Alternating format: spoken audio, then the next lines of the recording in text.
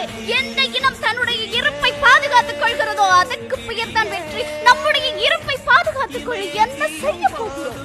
இன்னொரு யுத்தம் செய்ய போகிறோமா? 30 ஆண்டுகள் படை வளர்த்தோம், ஒரே நாளில் சாரை வார்த்து கொடுத்தோம். வீட்டுக்கு ஒரு வீரன் என்று அனுப்பி இன்றைக்கு அனுப்புவதற்கு எங்களிடம் எதுவும் கிடையாது, இலக்கு எதுவும் கிடையாது.